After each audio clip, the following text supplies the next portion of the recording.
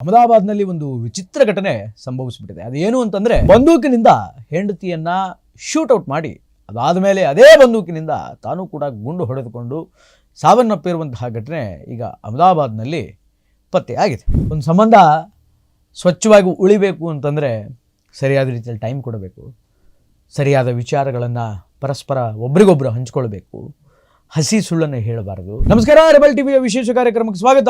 ನಾನು ಶ್ರೀನಿವಾಸ್ ವೈದ್ಯ. ಅಹಮದಾಬಾದ್ನಲ್ಲಿ ಒಂದು ವಿಚಿತ್ರ ಘಟನೆ ಸಂಭವಿಸಿಬಿಟ್ಟಿದೆ. ಅದೇನು ಅಂತಂದರೆ, ಬಂದೂಕಿನಿಂದ ಹೆಂಡತಿಯನ್ನು ಶೂಟ್ಔಟ್ ಮಾಡಿ ಅದಾದ ಮೇಲೆ ಅದೇ ಬಂದೂಕಿನಿಂದ ತಾನು ಕೂಡ ಗುಂಡು ಹೊಡೆದುಕೊಂಡು ಸಾವನ್ನಪ್ಪಿರುವಂತಹ ಘಟನೆ ಈಗ ಅಹಮದಾಬಾದ್ನಲ್ಲಿ ಪತ್ತೆಯಾಗಿದೆ. ಬೇಸಿಕಲಿ ಈ ಫೋಟೋದಲ್ಲಿ ಕಾಣ್ತಾ ಇದ್ದಾನಲ್ಲ, ಇವನ ಹೆಸರು ಯಶ್ರಾಜ್ ಗೋಹಿಲ್ ಅಂತ. ಈತ ಕಾಂಗ್ರೆಸ್ ಪಕ್ಷದ ಪ್ರಭಾವಿ ನಾಯಕರು ಮತ್ತು ಗುಜರಾತಿನ ರಾಜ್ಯಸಭಾ ಸಂಸದರಾಗಿರುವಂತಹ ಶಕ್ತಿ ಸಿನ್ಹಾ ಗೋಹಿಲ್ ಅವರ ಸೋದರಳಿಯ ರಾಜೇಶ್ವರಿ ಜಡೇಜಾ ಅನ್ನುವಂತಹ ಒಂದು ಹುಡುಗಿಯ ಜೊತೆ ಈತನ ಮದುವೆ ಆಗಿತ್ತು. ಬೇಸಿಕಲಿ ಇಬ್ಬರಿಗೂ ಅದು ಎರಡನೆಯ ಮದುವೆ, ಅವರಿಬ್ಬರಿಗೆ ಎರಡನೇ ಮದುವೆ. ಅವಳಿಗೂ ಮುಂಚೆ ಬೇರೆ ಒಂದು ಹುಡುಗನ ಜೊತೆ ಮದುವೆ ಆಗಿತ್ತು, ಇವನಿಗೂ ಕೂಡ ಬೇರೆ ಅದು ಯಾವುದೋ ಹುಡುಗಿ ಜೊತೆ ಮದುವೆ ಆಗಿತ್ತು. ಅದಾದ ಮೇಲೆ ಆ ಮದುವೆ ಮುರಿದು ಬಿದ್ದ ಮೇಲೆ, ಮೊದಲನೇ ಮದುವೆ ಇಬ್ಬರಿಗೂ ಮುರಿದು ಬಿದ್ದ ಮೇಲೆ, ಡೈವರ್ಸ್ ಆದಮೇಲೆ ಮತ್ತೆ ಎರಡನೇ ವಿವಾಹವನ್ನು ಇವರಿಬ್ಬರು ಕೂಡ ಆದರು. ಎರಡನೇ ವಿವಾಹ ಆಗಿ ಒಂದು ಸ್ವಲ್ಪ ತಿಂಗಳುಗಳು ಉರುಳಿತ್ತೇನೋ ಗೊತ್ತಿಲ್ಲ, ಆದರೆ ಸಂಸಾರದಲ್ಲಿ ಮತ್ತು ಅದೇ ಕಲಹಗಳು, ಅನುಮಾನಗಳು ವ್ಯಕ್ತವಾಯಿತೇನೋ ಗೊತ್ತಿಲ್ಲ. ಏಕಾಏಕಿ ಅದೇನಾಯಿತೋ ಗೊತ್ತಿಲ್ಲ, ಅವನ ಹತ್ರ ಬಂದೂಕಿತ್ತು. ಬೇಸಿಕಲಿ ದೊಡ್ಡ ದೊಡ್ಡ ಪಕ್ಷದ ಲೀಡರ್ಗಳಲ್ವ, ಅದಾದಮೇಲೆ ಅವ್ರದ್ದೇ ಆದಂತಹ ಒಂದಿಷ್ಟು ಬಿಸ್ನೆಸ್ಗಳು, ಮತ್ತೊಂದು ಮಗದೊಂದು ಅದೆಲ್ಲ ಇದ್ದಂಥ ಸಂದರ್ಭದಲ್ಲಿ ಗನ್ನನ್ನು ತನ್ನ ಕಡೆಗೆ ಇಟ್ಕೊಂಡಿದ್ದ. ಲೈಸೆನ್ಸ್ ಇತ್ತು ಅಂತ ಹೇಳಲಾಗುತ್ತೆ ಆ ಗನ್ನಿಗೆ, ಆದರೆ ಆ ಗನ್ನನ್ನು ತನ್ನ ಕಡೆಗೆ ಇಟ್ಕೊಂಡಿದ್ನಲ್ಲ, ಆಗ ಅದೇನು ಕಲಹ ಆಗಿದೆ, ಅದೇನಾಗಿದೆ ಅನ್ನುವಂಥದ್ದು ಗೊತ್ತಿಲ್ಲ.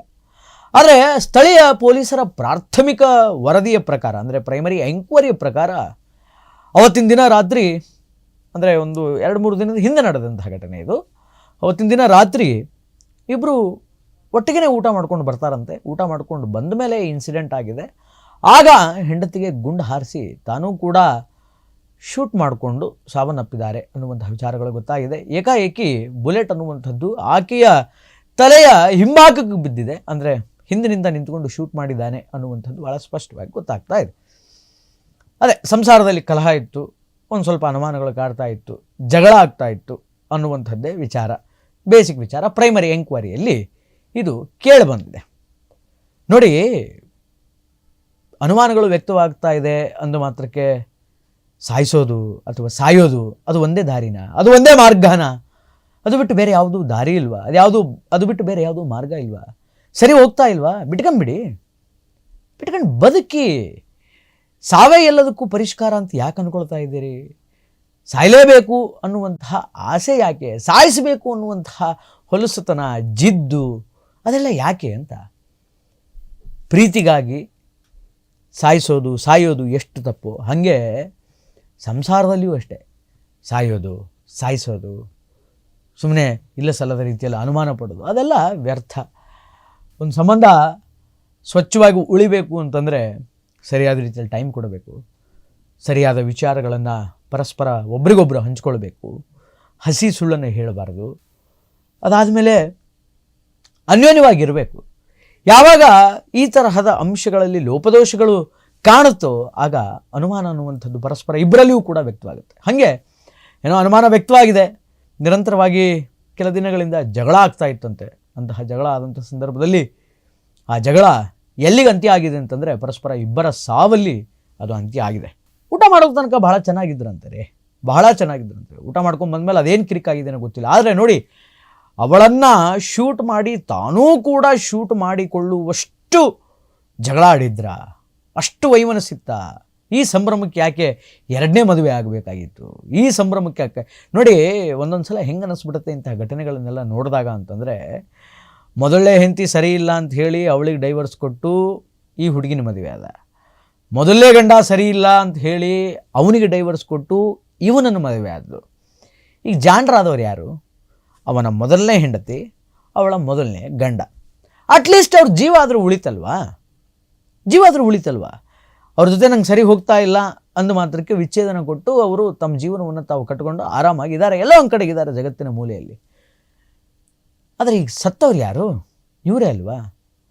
ಆದ್ದರಿಂದ ನಿಮಗೆ ಆಗಲಿಲ್ವಾ, ದೂರ ಹೋಗ್ಬಿಡಿ, ಅಟ್ಲೀಸ್ಟ್ ಜೀವಂತವಾಗಾದರೂ ಇರ್ತೀರಿ. ಇದೇನು ಹಣೆ ಬರ, ಇದೇನು ಹಣೆ ಬರ ಅಂತ. ಅಂದರೆ ಮನುಷ್ಯ ಯಾವ ಟೈಮಲ್ಲಿ ಅದು ಏನು ಮಾಡ್ತಾನೆ, ಆತನ ತಲೆ ಹೆಂಗೆ ಓಡುತ್ತೆ, ತಲೆ ತುಂಬ ಏನಿರುತ್ತೆ, ಎಷ್ಟು ಕೊಳಕಿರುತ್ತೆ ಅನ್ನುವಂಥದ್ದು ಯಾರಿಗೂ ಗೊತ್ತಾಗಲ್ಲ. ಅದರಿಂದ ಇವನ ತಲೆಯಲ್ಲಿ ಅದು ಏನು ಓಡ್ತಾ ಇತ್ತು, ಅದು ಏನಿತ್ತು. ಹೌದು, ಈ ಕಡೆ ದುಡ್ಡಿಲ್ಲ, ಬಡತನ, ಕಿತ್ತು ತಿನ್ನುವಂತಹ ದಾರಿದ್ರ್ಯ, ಅದಕ್ಕೆ ಏನೋ ಸತ್ಬಿಟ್ಟ, ಸಾಲ ಸೋಲ ಮಾಡಿದ್ದ. ಆ ಥರದ್ದು ಏನೂ ಇಲ್ಲ. Very well settled. ಯಾವುದೇ ಥರದ ಲಾಸ್ ಆಗಿಲ್ಲ, ಯಾವುದೇ ಥರದ ದುಡ್ಡಿನಲ್ಲಿ ಏರುಪೇರುಗಳಾಗಿಲ್ಲ, ದುಡ್ಡಿನ ವಿಚಾರ ಅಲ್ಲ. ಮತ್ತು ಇನ್ನೇನಿರುತ್ತೆ, ಅದೇ ಸಾಂಸಾರಿಕ ಕಲಹಗಳೇ ಇರುತ್ತೆ. ಸೊ ಈ ಥರದ ಸಾಂಸಾರಿಕ ಕಲಹಗಳಿಂದ ಈ ಥರದ ಘಟನೆ ಆಯಿತು ಅನ್ನುವಂಥದ್ದು ಎಲ್ಲೋ ಒಂದು ಕಡೆ ಪೊಲೀಸ್ ಎಂಕ್ವೈರಿಯಲ್ಲಿ, ಅಂದರೆ ಪ್ರೈಮರಿ ಎಂಕ್ವೈರಿಯಲ್ಲಿ ಕೇಳಿ ಬರ್ತಾ ಇದೆ. ಬಟ್ ಕಾಂಗ್ರೆಸ್ ನಾಯಕರ ಸೋದರಳಿಯಾನೆ ಮಾಡಿರುವಂಥ ಅವಾಂತರ ಇದು. ಹೆಂಡ್ತಿನ ಕೊಂದುಬಿಟ್ಟ, ಅದಾದಮೇಲೆ ತಾನೂ ಕೂಡ ಗುಂಡು ಹೊಡ್ಕೊಂಡು ಸತ್ತು ಹೋದ. ಇಫ್ ಸಪೋಸ್ ಬದುಕಿದ್ದಿದ್ರೆ ಮತ್ತು ಅವನಿನ ಜೈಲಿಗೆ ಹಾಕಿ ಅವನ ಮನೆ ಕುಟುಂಬದವ್ರ ಮರ್ಯಾದೆನೆಲ್ಲ ತೆಗೆದು, ಅವರು ಸೋದರ ಮಾವನ ಮರ್ಯಾದೆ ತೆಗೆದು, ರಾಜ್ಯಸಭಾ ಅಧ್ಯಕ್ಷರು ಬೇರೆ, ಅವರು ಕಾಂಗ್ರೆಸ್ ಪಕ್ಷದ ರಾಜ್ಯಸಭಾ ಅಧ್ಯಕ್ಷರು, ಅವರು ಮರ್ಯಾದೆ ತೆಗೆದು, ಸೊ ಇದೆಲ್ಲ ಆಗುತ್ತಂತ ಯೋಚನೆ ಮಾಡಿನೇ ತಾನೂ ಕೂಡ ಗುಂಡು ಹೊಡ್ಕೊಂಡು ಸತ್ಬಿಟ್ನೇನೋ ಗೊತ್ತಿಲ್ಲ. ಆದರೆ ಎಕ್ಸಾಕ್ಟ್ ಕಾರಣ ಏನು ಅನ್ನುವಂಥದ್ದು ಯಾರಿಗೂ ಕೂಡ ಇನ್ನೂ ಪತ್ತೆ ಆಗಿಲ್ಲ. ಬಟ್ ಪೊಲೀಸರ ಪ್ರೈಮರಿ ತನಿಖೆಯ ಪ್ರಕಾರ, ಪ್ರೈಮರಿ ಎಂಕ್ವೈರಿ ಪ್ರಕಾರ ಆಗಿದ್ದಂತೂ ಇಷ್ಟು ಅನ್ನುವಂಥದ್ದು ಗೊತ್ತಾಗಿದೆ. ಆದ್ದರಿಂದ ಪ್ಲೀಸ್ ಕೋಪದ ಕೈಯಲ್ಲಿ ಬುದ್ಧಿ ಕೊಟ್ಟು ಹಾಳಾಗಬೇಡಿ, ಜೀವ ಕಳೆದುಕೊಳ್ಳಬೇಡಿ ಅನ್ನುವುದೇ ನಮ್ಮ ಮತ್ತು ಎಲ್ಲರ ಆಶಯ. ಒಟ್ಟಾರೆಯಾಗಿ ಇದು ಈ ಹೊತ್ತಿನ ವಿಶೇಷ. ನಿರಂತರ ಸುದ್ದಿಗಾಗಿ ನೋಡ್ತಾ ಇರಿ ರೆಬೆಲ್ ಟಿವಿ.